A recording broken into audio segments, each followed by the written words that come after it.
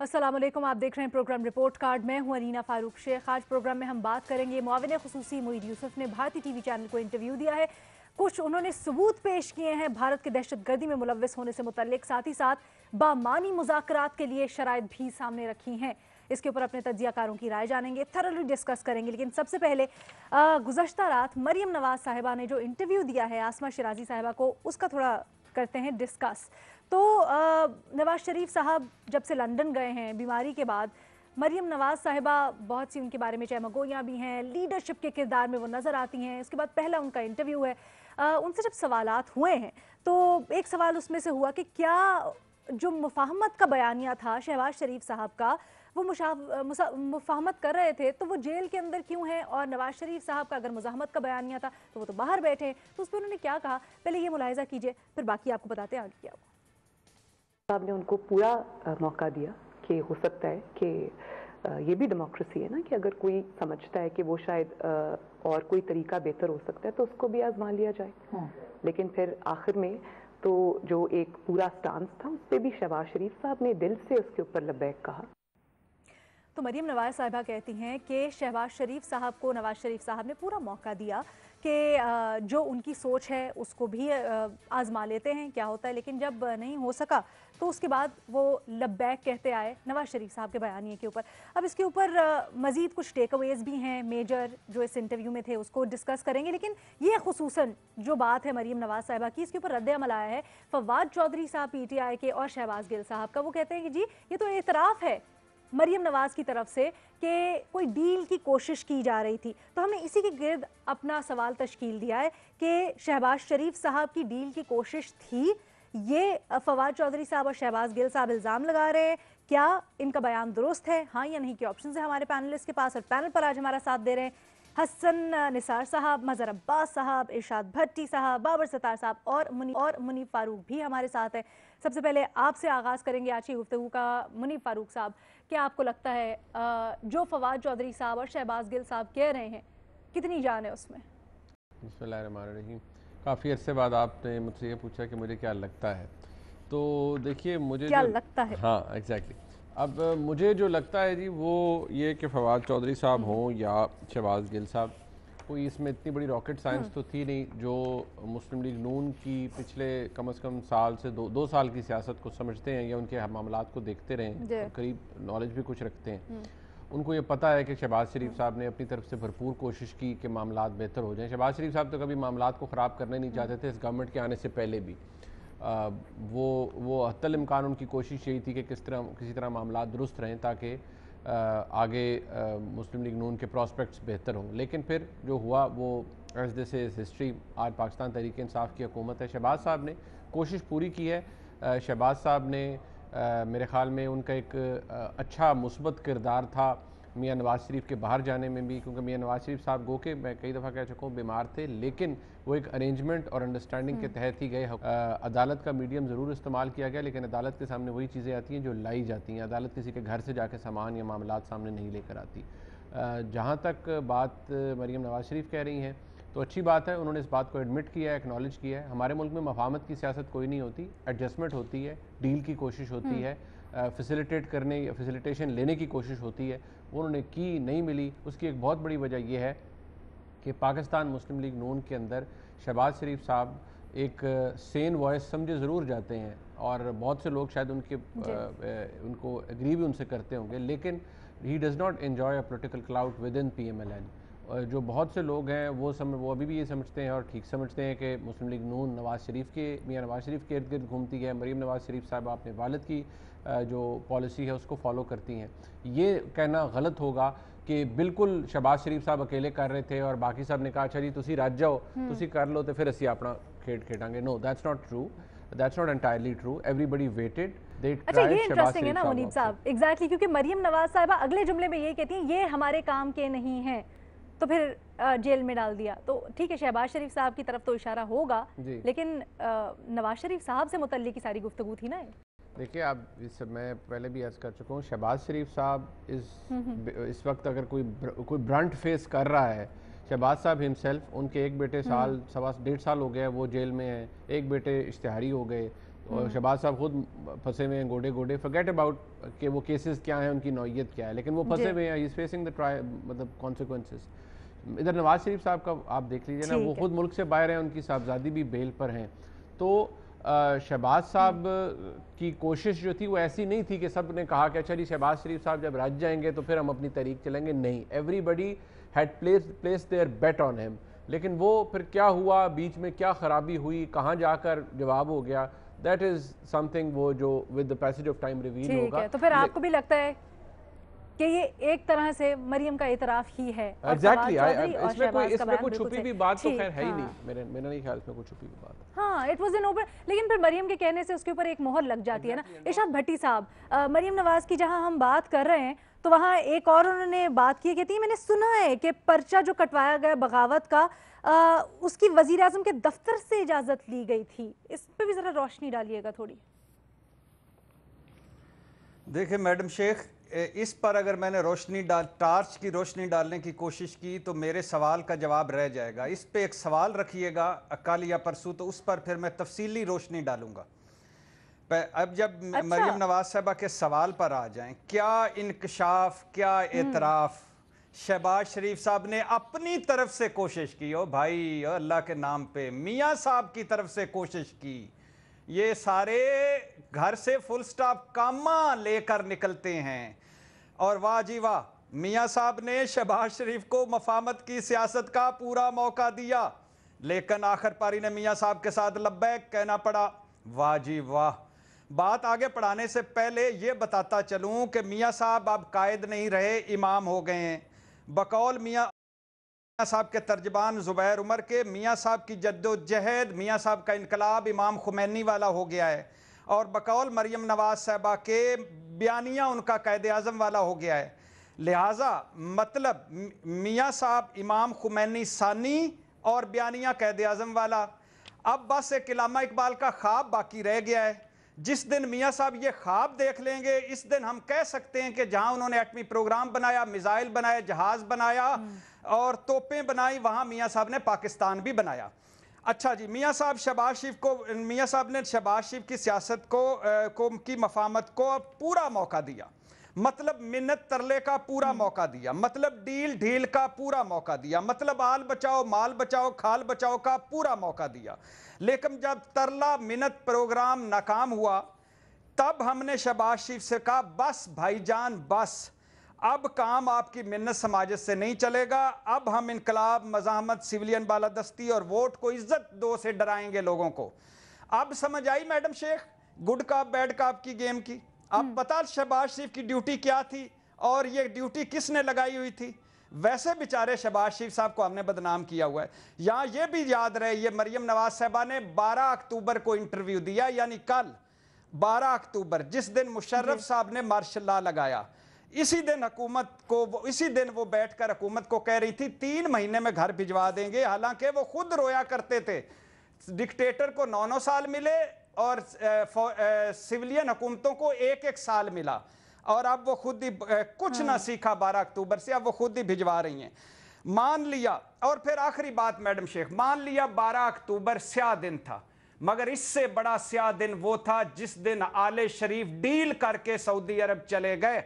मतलब जब आमरीयत से लड़ने का वक़्त था, मतलब जब सिविलियन बालादस्ती कायम करने का वक़्त था, मतलब जब वोट को इज्जत देने का वक़्त था, मतलब जब आइन की पामाली का बदला लेने का वक़्त था, मतलब जब इनकलाब मज़ाहमत का वक़्त था, उस वक्त तब मेरे महबूब इमाम खुमैनी सानी कायदे आज़म के बयानिए वाले सऊदी अरब चले गए और आज भी लंदन में हैं। इनकलाब जिंदाबाद, इमाम पाइंदाबाद। ठीक है मजहर अब्बास साहब, पहली जो 2 राय आई हैं हमारे पास इन आरा की रोशनी में, जब नून लीग कहती है कि हम जमहूरियत की बका और बालादस्ती के लिए अपना बयानी और ये लड़ाई लड़ रहे हैं, तो आप उसको कैसे देखते हैं? देखिए, एक तो मेरा ख्याल है कि बिल्कुल हॉकी में होता था कि हॉकी और फुटबॉल में अक्सर होता है कि खिलाड़ी अपनी ही गोल पोस्ट पे खुद ही गोल कर देता है, और हाँ। तो ये मेरा ख्याल है शहबाज शरीफ साहब का 2000 में भी ये प्रॉब्लम रही और अब भी ये प्रॉब्लम रही। लेकिन थोड़ा सा जो है भट्टी साहब से इख्तलाफ करते हुए, मेरा ख्याल है शहबाज शरीफ इनिशिएटिव लेते हैं। नवाज शरीफ इनिशिएटिव नहीं लेते। मैं इस हवाले से बात कर रहा हूँ, वैसे नहीं कि तहरीक और उसके हवाले से। अच्छा। देखिए, जब जीटी रोड का ऑप्शन नवाज शरीफ साहब ने चुना तो शहबाज शरीफ साहब ने उनको रोकने की कोशिश की, और ना सिर्फ शहबाज शरीफ बल्कि चौधरी निसार ने भी, कि वो रास्ता ना अपनाएं जिस रास्ते पे आप जा नहीं सकते। बेहतर है कि आप जो है वो हम कोशिश करते हैं, सिचुएशंस को डिफ्यूज़ करते हैं, बातचीत करते हैं, बातचीत के ज़रिए मसले को हल करने की कोशिश करते हैं। लेकिन मियाँ साहब जीटी रोड के रास्ते निकल पड़े और मॉडल टाउन और रायगंज तक आ गए। उसके बाद दोबारा शहबाज शरीफ ने मियाँ साहब को रोका कि अब आपने देख लिया, मामला हल नहीं हुआ, लिहाजा मुझे कोशिश करने दें। जब मफाहमत नहीं होती तो डील होती है, और यहाँ हम्म। से बनी। अपने तहीं मफाहमत की बहुत कोशिश की, लेकिन जब मफाहमत नहीं हुई तो डील, ज़ाहिर है फिर डील में बड़े भाई को फ़ायदा मिलता है, छोटे भाई को नहीं होता, एक को कुर्बानी देनी होती है।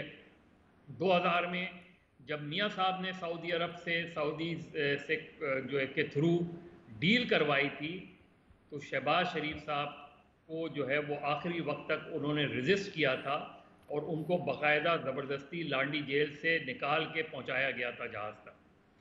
तो शहबाज शरीफ अपने तई कोशिश करते रहे कि मियाँ साहब वो लाइन ना अपनाएं, लेकिन अल्टीमेटली इस मामले में आखिर में शहबाज शरीफ साहब ने मियाँ साहब ने कहा कि मफाहमत तो नहीं हो पा रही, इतना ज़रूर हो पा रहा है कि जी आप बाहर जा सकते हैं और मुझे यहीं रहना है, मुझे यहीं। और वो खुद भी गए थे लेकिन फिर वापस आ गए। तो शहबाज शरीफ साहब अक्सर मियाँ साहब को अच्छा। रोकते रहे हैं, लेकिन अल्टीमेटली इस वक्त ये नज़र आता है कि शहबाज शरीफ ने हाथ खड़े कर लिए हैं। उन्होंने, बेहतर है कि वो तहरीक में कहाँ जाएंगे, तहरीक में जलसे जुलूस कहाँ करेंगे। उन्होंने मुनासिब समझा कि अगर उनको जेल हो जाती है तो कम से कम जेल में कुछ आराम मिल जाएगा। अच्छा मज़हर अब्बास साहब, जब आप ये कहते हैं तो मरियम साहिबा के कल के इंटरव्यू में अपने अल्फाज भी हैं कि हाथ खड़े दोनों नहीं किए। अंदर से एक ही हैं।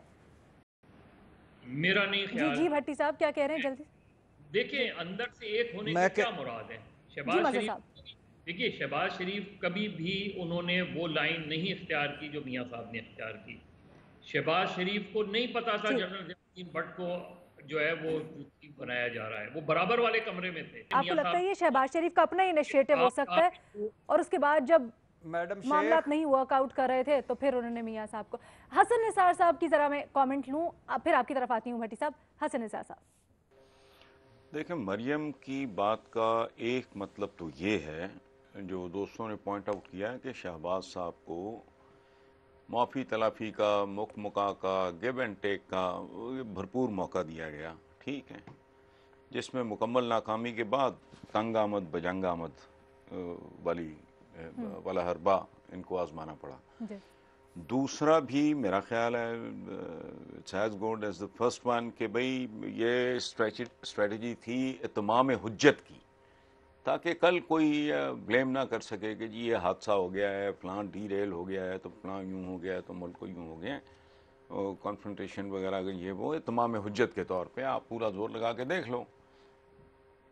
If the government doesn't come to terms तो फिर हम जाने और वो जाने। इस तरह की सूरत हाल है। दोनों मामलात, दोनों पॉसिबिलिटी, इनको शक का फ़ायदा देना चाहिए। ये नहीं सिर्फ के मिन्नत अल्लाह तो जाहिर है, आई डोंट नो ये इसमें से क्या निकालना है, क्या करना है, हालात क्या है उसका तो पता नहीं, किसी को अंदाज़ा है भी कि नहीं है। मुल्क के असली हालात पे तो बात ना होती है, ना कोई करता है, ना कोई कॉलमों में उसको मौजू बनाता है, इस तरह की बातें लेके बैठ जाते हैं। ठीक, गिला वैसे आपका बिल्कुल जायज़ है। बाबर सत्तार साहब। देखिए, एक इम्बैलेंस है, उस पे दो राय हैं कि इसे कैसे फिक्स किया जा सकता है, और ये डिबेट चलती रहती है। ये जो हमारे 10-10 साल के डेमोक्रेसी और डेमोक्रेसी खत्म होने के साइकिल्स जब चलते हैं, एक व्यू पॉइंट और उसमें बड़ा वजन है, वो ये है कि ये जब भी होगा, ये ट्रांजिशन होगी, ये ट्रांजिशन ऐसे होगी कि आप अपने रिलेशनशिप और ट्रस्ट बिल्ड करेंगे, आहिस्ता आहिस्ता सिविलियन परफॉर्मेंस बेहतर होगी, और आहिस्ता आहिस्ता ये रूल्स जो हैं और ये इम्बैलेंस खत्म होगा। तो इसमें आप इनके साथ मिल के चलें और इसमें कॉन्फ्रंटेशन नहीं होनी चाहिए। उस तरह से मसला हल नहीं होगा। ये एक व्यू पॉइंट है। टर्की की लोग एग्जांपल देते हैं कि इकोनॉमिक अपनी परफॉर्मेंस ठीक करें, सिविलियन गवर्नमेंट आके परफॉर्म करें। दूसरा व्यू पॉइंट ये है कि आपको किसी लेवल के ऊपर ये कॉन्फ्रंटेशन करनी पड़ेगी और उस कॉन्फ्रंटेशन की फिर कुछ कॉस्ट है जो आपको पे करनी है, और ये ट्रांजिशन वाले मोड में नहीं होगा क्योंकि 60-70 साल की हिस्ट्री है और इस इंटरवेंशन से सिविलियन गवर्नमेंट परफॉर्म ही नहीं कर सकती। ये दो एक्सट्रीम व्यूज हैं और इसके बीच में भी काफी सारे लोगों की मुख्तलिफ आ रहे हैं।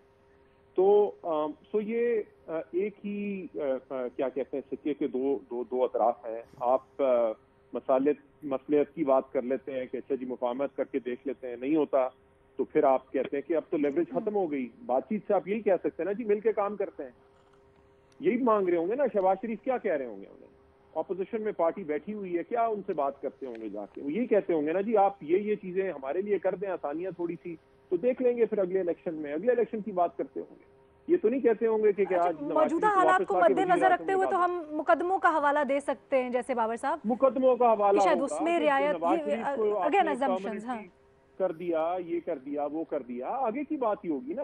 अब यानी 2018 तो गुजर चुका है ना, अब तो 2022-23 की बात होनी है, जो भी होनी है उसके लिहाज से कोई बात करते होंगे।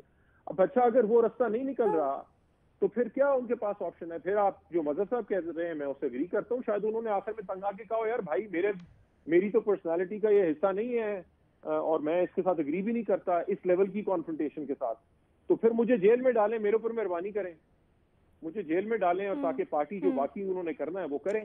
तो लेकिन इस हिसाब से तो फिर पीटीआई के बयानियों को तकवीयत मिलती है। हाँ नहीं तो देखिए और फिर ज़हन में सवाल आता है कि जब आप वोट को इज्जत दो कहते हैं तो फिर किस जवाब से कहते हैं? नहीं देखिए अलीना, कोई भी बंदा जो किसी प्रिंसिपल की बात करता है उसका ये मतलब नहीं है कि वो ग्राउंड रियलिटी को बिल्कुल इग्नोर करके बात करता है। ये कोई आइडियल तो नहीं है ना दुनिया, इसमें आपने आगे तो चलना है। आज के जो पावर रिलेशंस हैं वो तो एक रियलिटी है ना, इससे आपने आगे कैसे जाना है, आपने इसके ऊपर अपना दिमाग लड़ाना है। सो वोट को इज्जत दो का मतलब ये तो नहीं है कि दीवार में जाके सर मारोगे आप। सो वो एक अपनी जगह पे बात है, लेकिन क्या अगर ये बात करें फवाद चौधरी साहब बिल्कुल ठीक कर रहे हैं, जरूर कोशिश की होगी डील लेने की। हाँ। किसने कोशिश नहीं की इस मुल्क में आज तक? जरूर की होगी कोशिश, नहीं मिली डील तो बात यहाँ पे आ गई है। लेकिन सवाल ये है कि क्या ये जो लेवल ऑफ कॉन्फ्रंटेशन है इसमें ताली तो दो हाथों से बचती है ना, इसका क्या इस मुल्क को फायदा होगा या नुकसान होगा, ये दोनों साइडों को सोचना चाहिए। Valid point. अच्छा जी एक ब्रेक पे चलते हैं फिर और दूसरा सवाल डिस्कस करेंगे ब्रेक से वापस आने के बाद।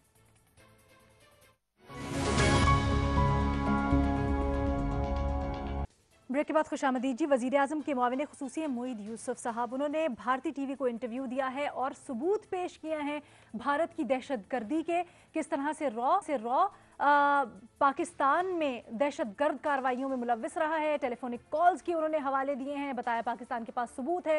उन्होंने बताया कि किस तरह से कुछ रकम भी खर्च हुई है पड़ोसी मुल्क के साथ मिलकर, यहाँ पर ताने बाने जो मिलते हैं दहशतगर्दी, और हालिया उन्होंने कुछ वाक़यात की एग्जाम्पल्स भी दी हैं। इससे बढ़कर उन्होंने कहा जी अगर बामानी मुज़ाकरात करना चाहता है भारत तो कुछ शराइत हैं पाकिस्तान की, उसके ऊपर भारत अमल कर सकता है। अब हमारा सवाल कुछ यूं है बुनियादी अपने एनालिस्ट से कि क्या इन सबूत पर पाकिस्तान आलमी सतह पर भारत पर पाबंदियां लगवा पाएगा, हाँ या नहीं के ऑप्शन है हमारे तमाम एनालिस्ट के पास। भट्टी साहब आपसे इस गुफ्तगू का आगाज़ करते हैं। सोशल मीडिया पर हैशटैग ब्लैकलिस्ट इंडिया भी बड़ा चल रहा है और मुतालबा किया जा रहा है कि जिस तरह से फैटफ के महाज पर पाकिस्तान के लिए दबाव डाला, लॉबिंग की भारत ने, अब भारत को भी उसी तरह से जवाब दिया जाए इन सबूतों के को मद्देनजर रखते हुए। क्या देखते हैं आप, कैसे देखते हैं इसको?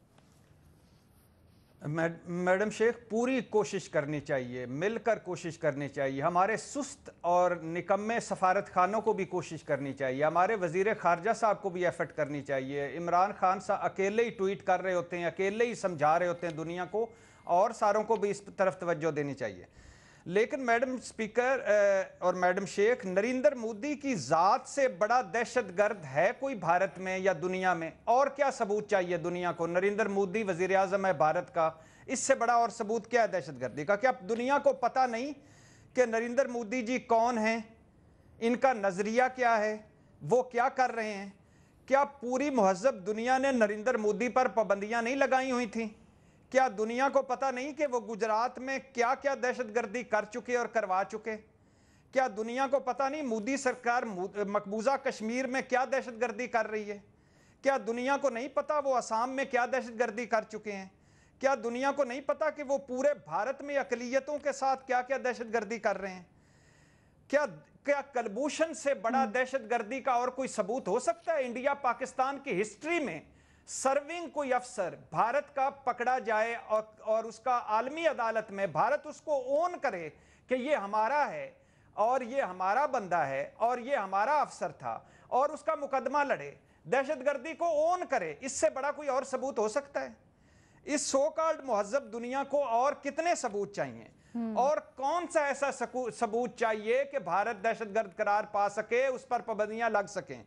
लेकिन चूंकि ये मफादात की दुनिया है मैडम शेख, चूंकि मुसलमानों का खून सस्ता है, चूंकि मुसलमानों को जुर्म ज़ईफ़ी की सज़ा मिल रही है, चूंकि हम तकसीम दर तकसीम हैं, चूंकि भारत की सफारतकारी जो थी वो पिछले कई सालों से उन्होंने एक ही तरफ रखी हुई है और एफर्ट कर रहे हैं, हो सकता है भारत दहशतगर्द करार ना पाए, आलमी पाबंदियां ना लगें, मगर सबूत पेश करते रहना चाहिए, एफर्ट्स करती रहने चाहिए, ये बहुत जरूरी है। ठीक है। अच्छा, सबूतों की बात हो रही है, एफर्ट्स की बात हो रही है। बाबर सत्तार साहब, कुलभूषण केस में भारत का अगर रिस्पांस देखें, उसकी रोशनी में किस तरह से आप देखते हैं मामलात को? मुज़ाकरात के लिए शराइत रखी गई हैं, भारत आमादा होगा? देखिए, एंगेजमेंट तो जरूरी है, बात भी करनी चाहिए, सबूत भी सामने रखने चाहिए। हर स्टोरी के दो पहलू होते हैं, एक हम नरेट करते हैं, जब हम मुकदमा करते हैं ना वकील, तो आप एक अपनी जाके कहानी बताते हैं, फिर दूसरे बंदे की भी कहानी सुननी पड़ती है, दूसरी पार्टी ने भी वकील किया होता है, तो फिर अदालत ने उस लिहाज से अपना फैसला करना होता है। हमारे इंटरेस्ट में, मैं भट्टी साहब की इस बात से एग्री करता हूँ, हम बहुत ज्यादा बात रेटरिक के ऊपर करते हैं, एविडेंस बेस्ड बात करनी चाहिए। बड़ी अच्छी बात है अगर सबूत सामने रख के, और अगर हमारे पास हमने ट्रैक किए हैं लिंकेजेस, ऑब्वियसली दुश्मन मुल्क एक दूसरे के खिलाफ चीजों को फंड करते हैं, लेकिन अगर हमने ट्रैक किए हैं कि वो कैसे टेररिज्म को फंड कर रहे हैं बलोचिस्तान में, बाकी जगहों के ऊपर, तो ये सबूत दुनिया के सामने रखने चाहिए। उससे आपकी बात की क्रेडिबिलिटी बढ़ती है जब आप दलील के साथ। बाबर साहब, थोड़ा सा ये भी वाजे कर दीजिएगा कि पाकिस्तान किस तरह से इन सबूतों से अपने मुकदमे को स्ट्रांग कर सकता है, क्या क्या फोरम्स मौजूद हैं? देखिए, कुछ लिमिटेशंस हैं और कुछ चीजें की जा सकती हैं। लिमिटेशंस क्या हैं? दुनिया जो इंटरस्टेट पॉलिटिक्स है वो रियल पॉलिटिक और रियलिज्म की थ्योरी के ऊपर चलती है, जिसमें आप उस रियासत को देखते हैं, आप उसके लीडर्स को नहीं देखते। आप रियासत का वजन देखते हैं और देखते हैं कि आपका उस रियासत के साथ क्या क्या इंटरेस्ट इन्वॉल्व है, वो कैसे प्रमोट होगा, वो कैसे अंडरमाइन होगा। हम भी अपने दोस्त ममालिक हैं, उनकी कुछ बुराइयां हैं जिसे हम नजरअंदाज करते हैं, हम उस तरफ तवज्जो नहीं देना चाहते। क्यों? क्योंकि हमारे उनके साथ और इंटरेस्ट इन्वॉल्व है। सो उनके ह्यूमन राइट्स के ऊपर हम नहीं बात करेंगे कभी भी, क्योंकि हमारा उसमें स्टेट इंटरेस्ट इन्वॉल्व नहीं है। इस वक्त कोई असूलों की बात करते रहते हैं लोग कि जी असूल तो ये है कि आप उस पर बात करें, हम नहीं कर सकते, हमारे इंटरेस्ट में नहीं है। ये वो रियलिज्म है जो हम फॉलो करते हैं अपने फॉरेन रिलेशंस में, बाकी मुल्क भी इसी तरह करते हैं। सो इंडिया का एक आलमी वजन है, उसे हम इग्नोर नहीं कर सकते। और मेरा ख्याल है कि हमारा फॉरेन ऑफिस नालायक बिल्कुल नहीं है। मैं इस पे भट्टी साहब से डिसएग्री करूंगा। 400-500 अफसरों के ऊपर ये फॉरेन ऑफिस है, सारी दुनिया के अंदर एक छोटा मुल्क है, उसके लिमिटेड रिसोर्सेज हैं, उसके मुझे तो लगता है कि जब भी मैंने देखा है हाईएस्ट क्वालिटी के हमारे फॉरेन ऑफिस के लोग होते हैं जो बड़े इफेक्टिवली अपनी उसमें लिमिटेशंस के अंदर रह के अपना मुकदमा पेश करते हैं। लेकिन उसमें अगर आप उनके हाथ मजबूत करें, एविडेंस जो जाहिर है पाकिस्तान की रियासत दे सकती है कि जी ये एविडेंस है, तो फिर, और Moeed Yusuf very smart guy, वहाँ पे थिंक टैंक की दुनिया में उन्होंने काफी काम किया है, वो अंडरस्टैंड करते हैं कि ये नेगोशिएशंस कैसे होती हैं और एविडेंस इसमें कैसे हेल्प कर सकता है। So I am sure he is on the right track. लेकिन जो लिमिटेशंस हैं वो हैं, जो वजन का फर्क है दो मुल्कों का, लेकिन बिल्कुल एविडेंस है तो बड़ी अच्छी बात है, ये हर फोरम के ऊपर प्रेजेंट करें। लेकिन एविडेंस है तो तक़वियत मिलेगी। ठीक है जी, हसन निसार साहब। देखें, हमारी दोनों जो बीज हैं, भट्टी साहब, सत्तार साहब, इन्होंने बहुत खूबसूरती से सम अप कर दिया है। So I have nothing to add. सारे उन्होंने डायमेंशंस कवर कर लिए। एक बात बाबर सत्तार साहब की मुझे समझ नहीं आई, मैंने भी अपने हिस्से की बहुत ट्रैवलिंग की है, कभी किसी पाकिस्तानी सफारत खाने का बाहर जाकर पाकिस्तानियों से पूछें तो सही, सिवाय गालियों के उनके पास कुछ नहीं होता उनके लिए। ये उनकी परफॉर्मेंस है। ठीक है जी, यहाँ पर एक छोटा सा ब्रेक लेते हैं, उसके बाद डिस्कशन कंटिन्यू करेंगे।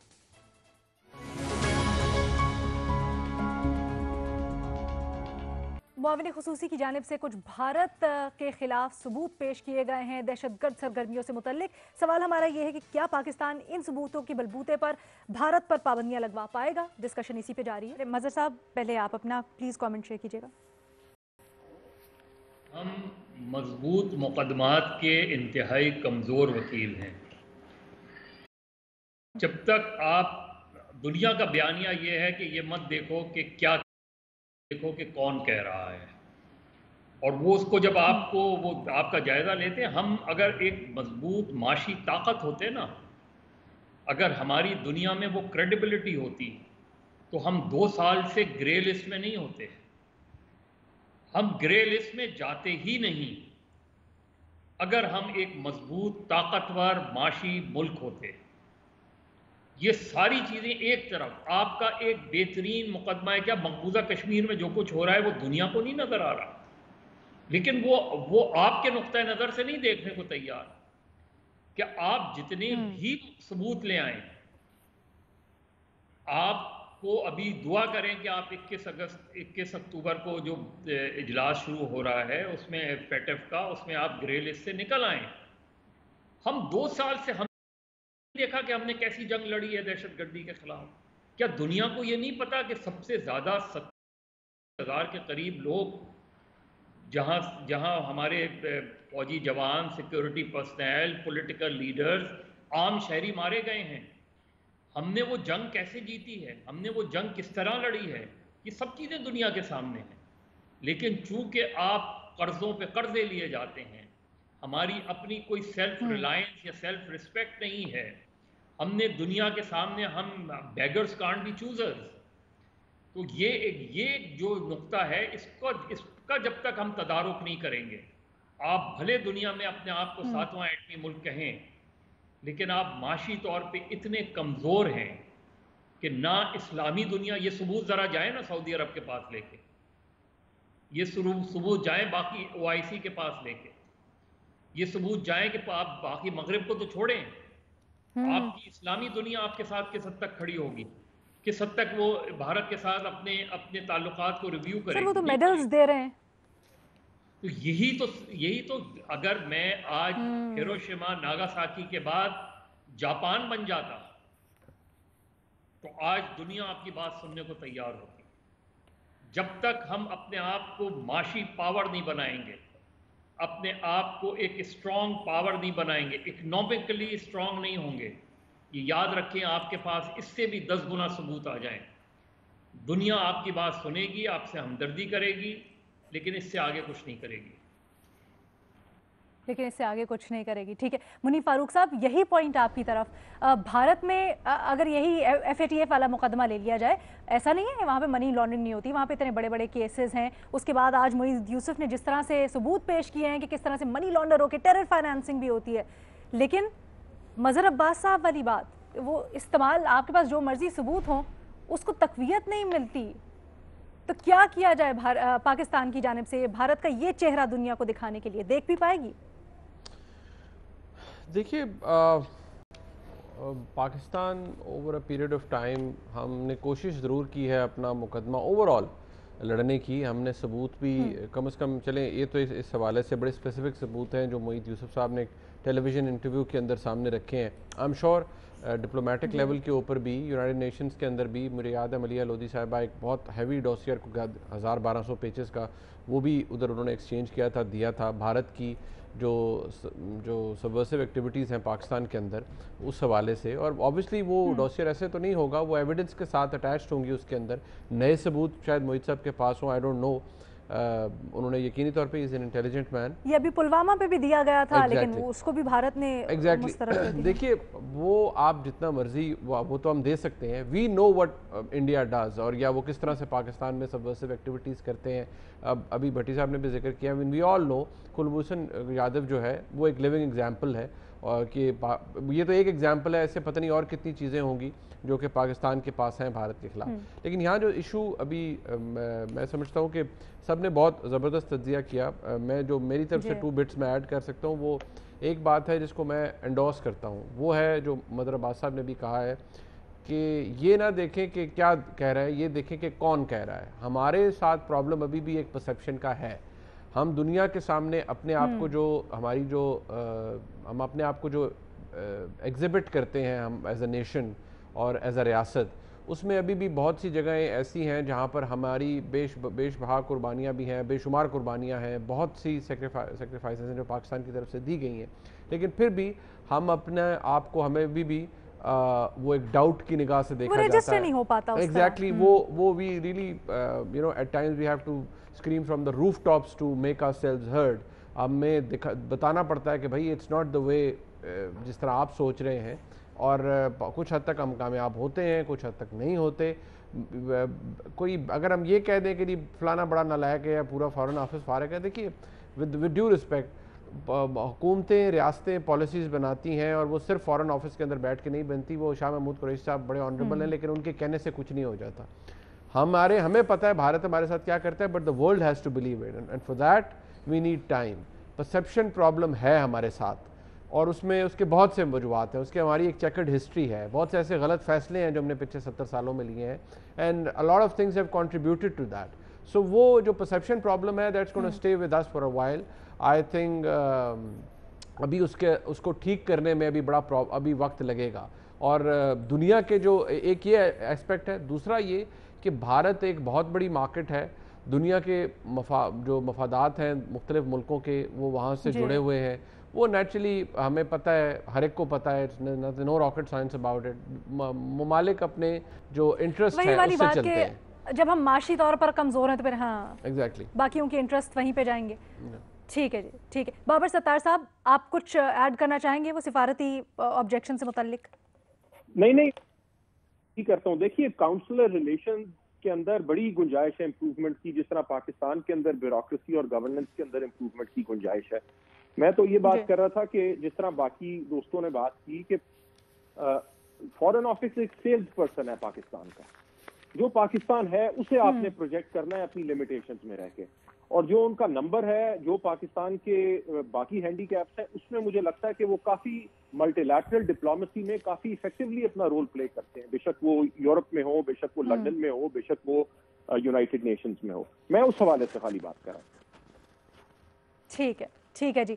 इसी नोट के ऊपर अपना प्रोग्राम कंक्लूड करते हैं। हमारे तमाम पैनलिस्ट गो के नहीं का ऑप्शन ले रहे हैं, कहते हैं कि जी इस्लाम में थोड़ा अभी वक्त लगेगा। ये जो परसेप्शन पाकिस्तान से मुतल्लिक बेशक ये गलत होगी, लेकिन इसको ठीक करने में वक्त करने के लिए खास तौर पर माशी फ्रंट के ऊपर पाकिस्तान को बड़ा काम करने की ज़रूरत है, अपने मुकदमे में तक़वियत डालने के लिए। तो आपसे कल मुलाकात होगी नए सवालात के साथ। अपना बहुत ख्याल रखिएगा।